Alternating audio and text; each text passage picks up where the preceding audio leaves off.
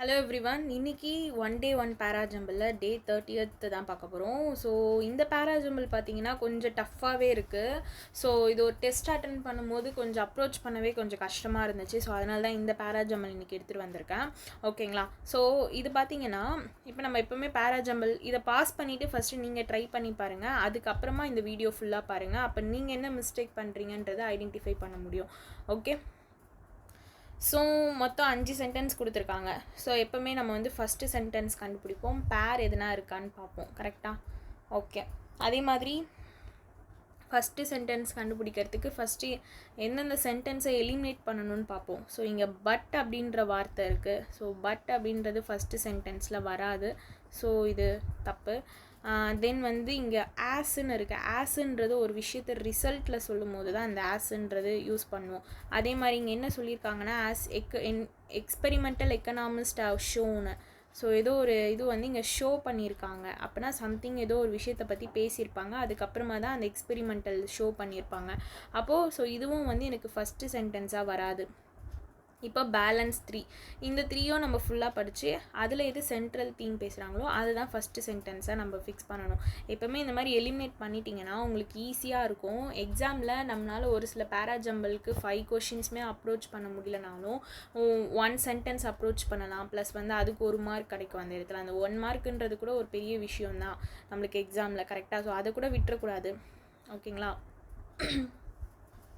அதே மாதிரி எங்கன்னா பேரிங் கிடைக்கும். ஓகே, ஸோ இந்த மாதிரி எலிமினேட் பண்ணி நீங்கள் ப்ராக்டிஸ் பண்ணிங்கன்னா ஈஸியாக இருக்கும் இங்கிலீஷில்.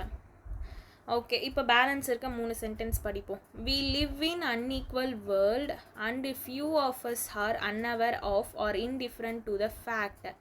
ஸோ ஒரு ஃபேக்டை பற்றி பேசுகிறாங்க. ஸோ ஒரு ஃபேக்டை வந்து ஸ்டார்டிங் சென்ட்ரல் ஃபஸ்ட்டு ஸ்டேட்மெண்ட்டாகவே வந்து ஒரு ஃபேக்டை பற்றி சொல்லியிருக்க மாட்டாங்க.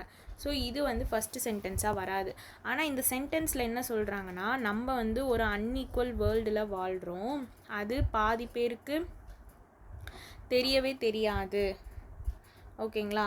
ஒரு சமமற்ற உலகத்தில் நம்ம வாழ்ந்துட்டுருக்கோம். இந்த ட்ரூத் வந்து நிறைய பேர் வந்து கவனிக்காமலே இருப்பாங்க.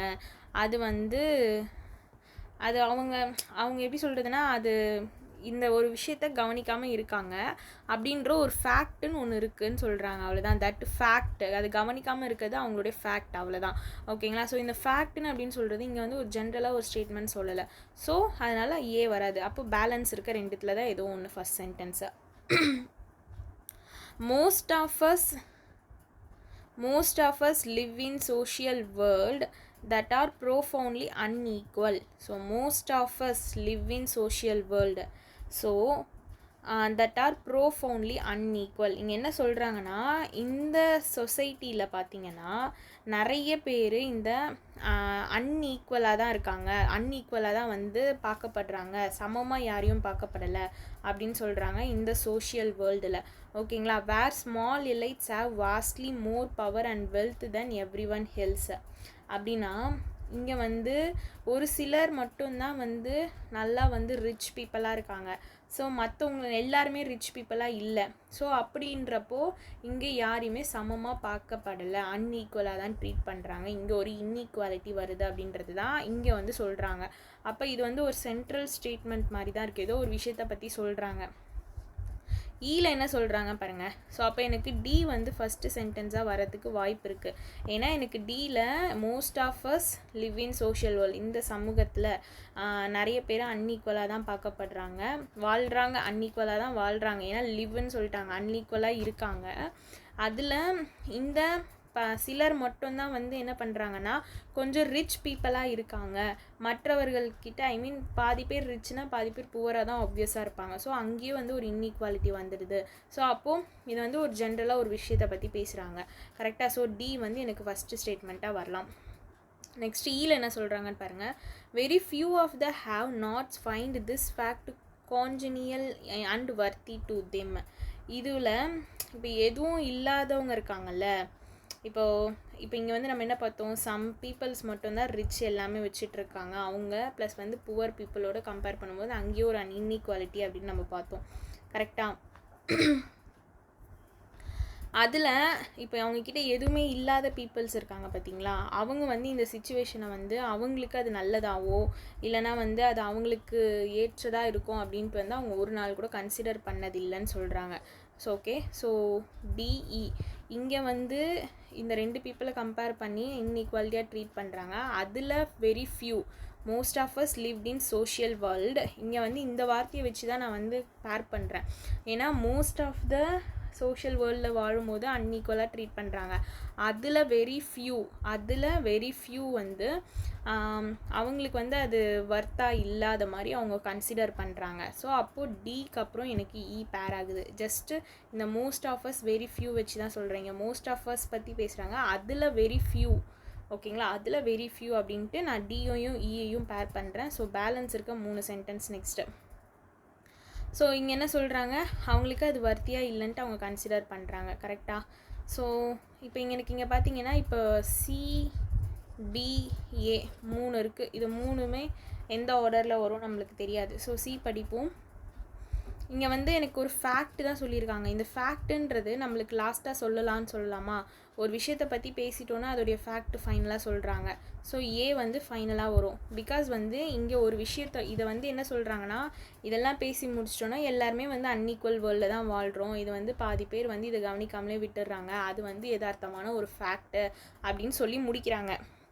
அப்போ எனக்கு ஏ தான் வந்து கன்க்ளூஷன். ஓகேங்களா, அப்போது பிசி தான் இருக்குது. இந்த பிசி எப்படி நம்ம பேர் பண்ணலான்னு பாருங்கள். இங்கே என்ன சொல்கிறாங்க, very few of them have not find this fact congenial and worthy to them. அவங்களுக்கு வந்து அது கன்சிடர் பண்ணிக்க முடியல. ஓகேங்களா, இதுக்கு ஒரு எக்ஸ்பெரிமெண்டல் வந்து எக்கனாமிஸ்ட் வந்து ஷோ பண்ணுறாரு. We tend to enter social situation prepared to take a chance and cooperate in collective ஆக்டிவிட்டீஸை. ஸோ அதனால் என்ன பண்ணுறாங்கன்னா ஒரு இது வந்து எக்ஸ்பெரிமெண்டல் வந்து ஷோ பண்ணுறாங்க. கரெக்டாக? இதில் வந்து எல்லாருமே வந்து என்ன பண்ணுறாங்கன்னா இந்த சோஷியல் சிச்சுவேஷன்ஸ்க்கு ஏற்ற மாதிரி அவங்கள அதில் ஒத்துழைக்கிறதுக்கு எல்லாருமே வந்து ரெடியாக தான் இருக்காங்க அப்படின்ற மாதிரி ஒரு அந்த எக்ஸ்பெரிமெண்டல் வந்து ஷோ பண்ணியிருக்கு. ஆனால் அப்படின்னு சொல்லிட்டு if other stake more than their share we resent being played for a sucker. ஆனால் மற்றவர்கள் வந்து என்ன சொல்கிறாங்கன்னா அவங்களுக்குன்னு ஒன்று இருக்கும்ல அப்படின்ட்டு எடுத்துக்கிட்டாலும் அது வந்து நம்மளை எப்படி சொல்கிறதுனா நம்மளையே வெறுக்க வைக்கிற மாதிரி ஒரு சிச்சுவேஷனை ஏற்படுத்திட்டுன்னு சொல்கிறாங்க. என்ன சொல்கிறாங்க பாருங்கள், if others take more than their share, அவங்களுடைய ஷேரை தாண்டி அவங்க அதிகமாக அந்த இடத்துல எடுத்துக்கும் போது அப்போது நம்ம வந்து அந்த இடத்துல ஏமாற்றப்படுறோம்ல, அதுவே வந்து எல்லாத்தையும் வெறுக்கிறதுக்கு ஒரு ரீசனாக அமையுது அப்படின்னு சொல்லி முடிக்கிறாங்க. ஓகேங்களா, இங்கே அப்போ சிக்கு அப்புறம் தான் பி வரும். ஸோ டிஇசிபிஏ தான் ஆன்சர். இது எப்படின்னு திரும்ப எக்ஸ்பிளைன் பண்ணுறேன் பாருங்கள். ஸோ இங்கே மோஸ்ட் ஆஃப் அஸ் சோஷியல் வேர்ல்டில் அப்படின்னு பற்றி பேசிவிட்டு அதில் வெரி ஃபியூ அப்படின்னு வரதுனால தான் நான் டிஇன்றதை பேர் பண்ணியிருக்கேன். ஓகேங்களா, ஸோ ஏ வந்து ஏன் கன்க்ளூஷன் சொல்லியிருக்கேன்னா, ஏன்னா இங்கே ஒரு ஃபைனல் ஃபேக்ட் சொல்லியிருக்காங்க. எல்லாத்தையும் பற்றி பேசி முடிச்சுட்டு இந்த அன்ஈக்குவல் வேர்ல்டில் பாதி பேர் வந்து இதை பற்றி கவனிக்காமலே இருக்காங்க, அது வந்து யதார்த்தமான ஒரு ஃபேக்ட் அப்படின்னு சொல்லி முடிக்கிறாங்க. அப்போ எனக்கு ஏ தான் வந்து கன்க்ளூஷனு. ஓகேங்களா, அப்புறமா இங்கே சிபி இதில் வந்து எது ஃபஸ்ட்டு வரும் அப்படின்னு ஒரு டவுட் இருந்துச்சு. அப்போ சப்போஸ் டவுட் இருந்துச்சுன்னா பிபின்னு போடுங்க, இல்லைனா சிசின்னு போட்டு முடிங்க. சப்போஸ் இல்லைனா படித்து பாருங்கள். இங்கே என்ன சொல்கிறாங்க, எக்ஸ்பெரிமெண்டல் எக்கனாமிஸ்ட் வந்து இந்த சோஷியல் சிச்சுவேஷன்ஸ் ப்ரிப்பேர் பண்ணுறதுக்கு அவங்க என்டர் ஆகிறதுக்கு தயாராக தான் இருக்காங்க, சான்ஸ் எடுக்கிறதுக்கு அப்படின்னு சொல்கிறாங்க. ஆனால் ஒரு சிலர் மட்டும் என்ன பண்ணுறாங்கன்னா அவங்களுடைய ஷேரை விட அதிகமாக எடுத்துக்கிறதுனால அந்த இடத்துல நாங்கள் அதை மொத்தமாக வெறுக்கிறோம் அப்படின்ட்டு சொல்கிறாங்க. அப்புறமா தான் வந்து we live in unequal world and few of us are unaware or different to that fact அப்படின்னு சொல்லி நம்ம முடிக்கிறோம். ஓகே, இது வந்து கொஞ்சம் கஷ்டமாக தான் இருக்கும். பட் ஆனால் எனக்கு தெரிஞ்சு இந்த சிபி வந்து நீங்கள் படித்து பார்த்து சென்டென்ஸ் அண்டர்ஸ்டாண்ட் பண்ணிங்கன்னா சிக்கு அப்புறம் பி வரும் அப்படின்றத ஃபிக்ஸ் பண்ணலாம். அதே மாதிரி டிக்கு அப்புறம் வரும்ன்றதை நம்ம கொஞ்சம் அந்த most of us very few அந்த வார்த்தையை வச்சு ஃபிக்ஸ் பண்ணலாம்.